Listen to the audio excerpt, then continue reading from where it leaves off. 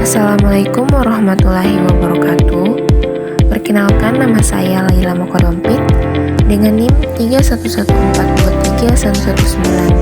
Di video kali ini saya membaca buku yang berjudul Aku, Benci dan Cinta.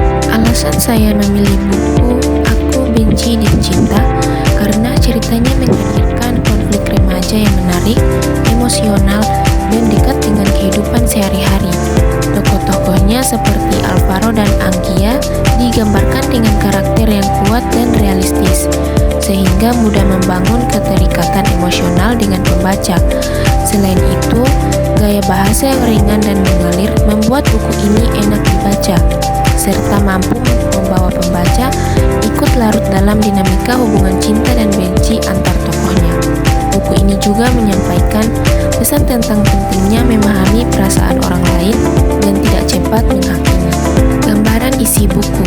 Buku Aku, Benci dan Cinta menceritakan kisah remaja SMA bernama Anggia, seorang siswi cerdas dan disiplin yang harus menghadapi kenyataan pahit ketika dipasangkan duduk sebangku dengan Alvaro, seorang siswa populer, cuek dan suka membuat onar. Awalnya, Anggia sangat membenci Alvaro karena sikapnya yang menyebalkan dan suka seenaknya. Namun seiring waktu, interaksi keduanya mulai mengubah rasa benci menjadi rasa suka yang rumit dan membingungkan.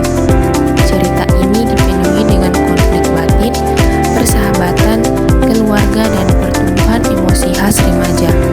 Di balik sosok Alvaro yang tampak dingin, tersimpan masa lalu yang menyakitkan.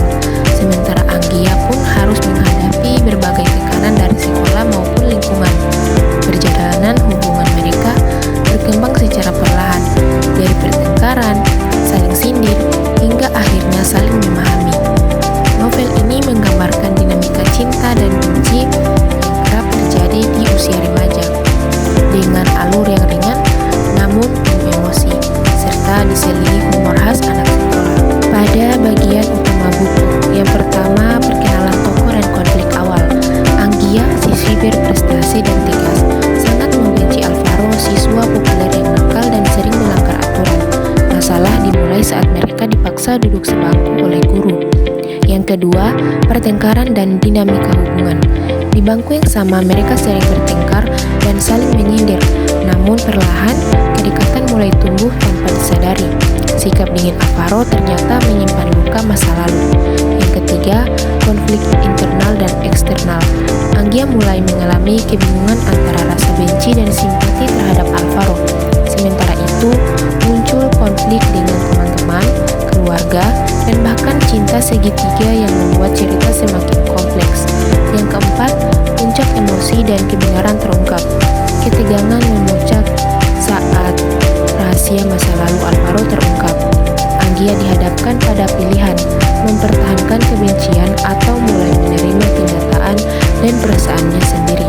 Yang kelima, penyelesaian dan perubahan. Di akhir cerita, baik Anggia maupun Alvaro mengalami pertumbuhan emosional. Mereka belajar memahami arti cinta dan menerima satu sama lain. Hubungan mereka berubah menjadi lebih dewasa dan saling mendukung. Pokok-pokok gagasan. Yang pertama, cinta dan benci bisa berjalan seiring. Penulis menunjukkan bahwa perasaan benci bisa tumbuh menjadi cinta ketika dua orang saling mengenal lebih dalam dan mulai memahami satu sama lain. Yang kedua, setiap orang punya latar belakang yang membentuk sikapnya. Melalui karakter Alvaro, penulis menyampaikan bahwa sikap seseorang seringkali dipengaruhi oleh pengalaman masa lalu yang mungkin menyakitkan. Yang ketiga, pentingnya toleransi dan saling mengerti dalam hubungan. Hubungan Anggia dan Alvaro menunjukkan bahwa untuk bisa dekat dan saling menyayangi, dibutuhkan proses saling memahami dan menerima kekurangan masing-masing. Yang keempat, remaja juga mengalami masalah yang kompleks. Penulis menggambarkan bahwa kehidupan remaja tidak hanya soal sekolah dan cinta, tetapi juga tekanan dari lingkungan, keluarga, dan pencarian jati diri. Yang kelima, pertumbuhan emosi dan kedewasaan. Tokoh-tokohnya berkembang dari pribadi yang egois dan keras kepala menjadi lebih dewasa dan bijaksana dalam memahami masalah. Keunggulan buku. Yang pertama, gaya bahasa. Buku ini menggunakan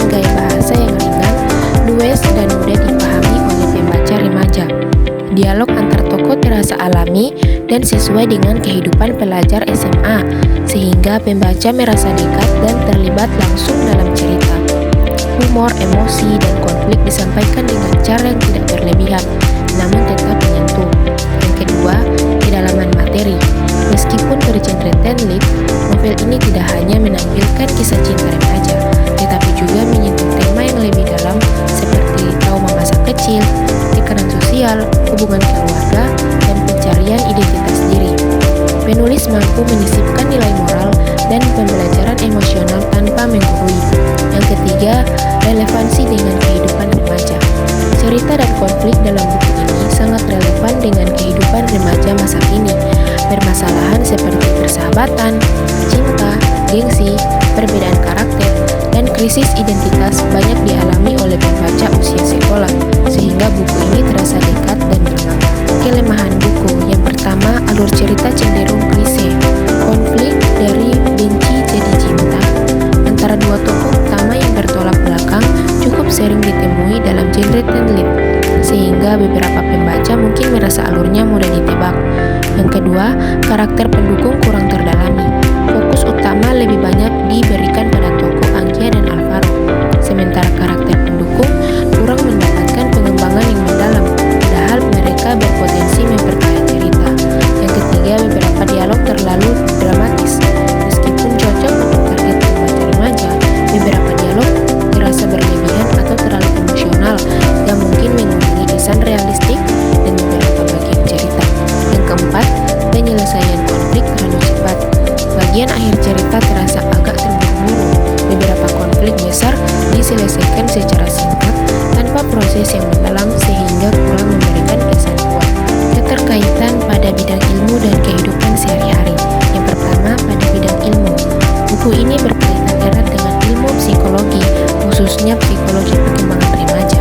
Tokoh-tokohnya menunjukkan dinamika emosi, pencarian jati diri, dan perkembangan hubungan sosial yang umum terjadi pada masa remaja. Perilaku Alvaro yang dingin dan pemberontak juga bisa dianalisis dari sudut pandang trauma masa kecil dan kebutuhan akan perhatian. Yang kedua, pada kehidupan sehari-hari. Cerita dalam buku sangat dekat dengan kehidupan siswa SMA. Konflik di sekolah, persahabatan, tekanan akademik, serta hubungan cinta dan keluarga sering dijumpai dalam kehidupan remaja sehari-hari.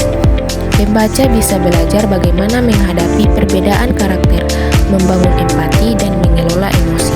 Kesimpulan pada buku Aku Benci dan Cinta merupakan novel remaja yang menggambarkan perjalanan emosional dua tokoh utama, Anggia dan Alvaro, dari saling membenci hingga saling mencintai dengan latar kehidupan sekolah dan masalah remaja yang kompleks.